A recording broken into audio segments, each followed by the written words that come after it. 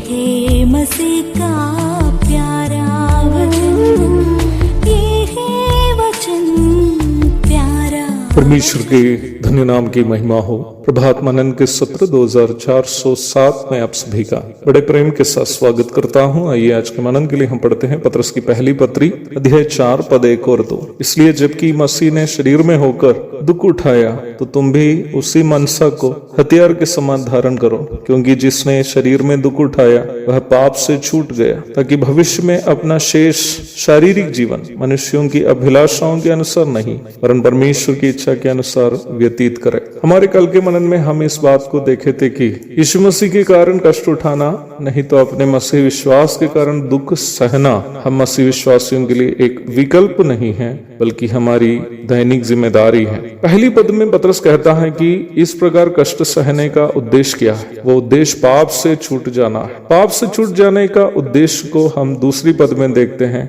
और वो उद्देश्य यह है कि हम मनुष्यों की अभिलाषा के अनुसार नहीं वरन परमेश्वर की इच्छा के अनुसार जीवन व्यतीत कर सके। इन बातों का मनन करते समय यीशु मसीह की मनसा के बारे में हम कल जो चर्चा की थी मन में अवश्य रखिएगा। मसीह विश्वास के कारण एक विश्वासी यदि स्वेच्छा से दुख सहते हो तो यह अवश्य उस मसीह की मनसा के कारण है जो उस मसीह विश्वासी के मन में है। और पतरस आगे कहता है कि इस प्रकार मसीह की मनसा से एक विश्वासी दुख उठाता हो तो वो दुख उसे सांसारिक अभिलाषा और पापों से बचकर परमेश्वर की इच्छा अनुसार जीवन बिताने के लिए उसकी मदद करता है। मेरे जीवन में घटी एक घटना उदाहरण स्वरूप आपसे मैं कहना चाहता हूँ, जो मुझे लगता है कि इस विषय को समझने के लिए मददगार होगी। सन 2015 में अनाथ बच्चों की देखरेख के लिए एक भवन खोलने के लिए प्रभु ने जब बोझ दिया, भारत के नियम के अनुसार उसके लिए एक ट्रस्ट रजिस्टर करने की जरूरत नजर में आई, परंतु कटिहार में एक ट्रस्ट को रजिस्टर करना एक बड़ी चुनौती थी। उन दिनों में बिहार में कहीं भी एक ट्रस्ट रजिस्टर करने के लिए लगभग 9,000 रुपये ही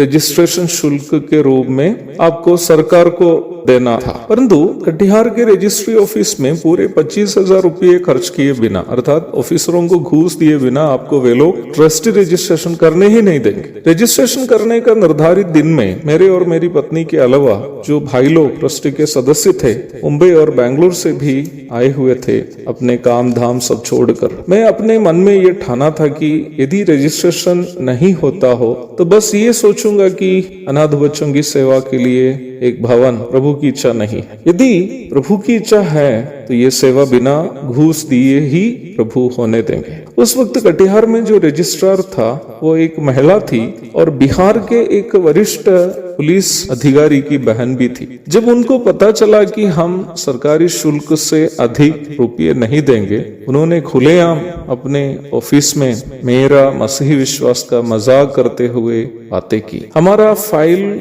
हस्ताक्षर करने से वो इनकार किया। हम शाम 6 बजे तक प्रभु पर भरोसा करते हुए बिना खाना खाए और यहाँ तक एक चाय भी बिना पिए इस भरोसे में वहां रहा कि प्रभु उस ऑफिसर का मन बदलेगा। लगभग 6 बजे शाम ऑफिसर के ड्राइवर उनकी औद्योगिक गाड़ी को उनको जाने के लिए तैयार करके रखा। चपरासी हमें देकर हंसते हुए खिड़कियां एक एक करके बंद करने लगा। मुझे ब्रदर शिजू थॉमस और ब्रदर मैथ्यू फिलिप को, जिन्होंने अपने काम धाम को छोड़कर केवल इसी काम के लिए मुंबई और बेंगलुरु से कटिहार तक आए थे, देखते वक्त आंखों में आंसू आए। दोनों भाइयों ने मेरे कांधों में हाथ रखकर कहा, ब्रदर हमें देखकर चिंता नहीं कीजिए आप, हम आपसे इस बात के लिए खुश है कि आप घूस देने से इनकार किया। चपरासी लगभग सभी खिड़कियां बंद कर चुके थे। हम लोग बस इतना सोचा कि रजिस्ट्रार जाने के बाद हम भी जाएंगे। इसी बीच रजिस्ट्री ऑफिस का हेड क्लर्क हमारे पास जल्दी आया। वह हमारी मदद करने के लिए जो मुंशी हमारे साथ था उनसे कहा, मैडम बोली कि इनका फाइल लेके रखो। इस प्रकार बिना एक नया पैसा घूस दिए ट्रस्टी का रजिस्ट्रेशन हो गया। यद्यपि थोड़ी देर हमें अपने मसीही मनसा के कारण दुख उठाना क्यों न पड़ा हो, हम प्रभु को इसलिए धन्यवाद देते हैं क्योंकि उन्होंने हमें गैर कानूनी काम करने से बचाया। हाँ प्यारो, हम जब अपने मसीही मनसा के कारण दुख उठाते हैं तो ये निश्चय हमें संसार के पापों से भी बचाती है। एक और शुभ दिन की धन्य कामनाओं के साथ आज का मनन में यह समाप्त करता हूँ। प्रभु आप सबको आशीष दे। आमीन।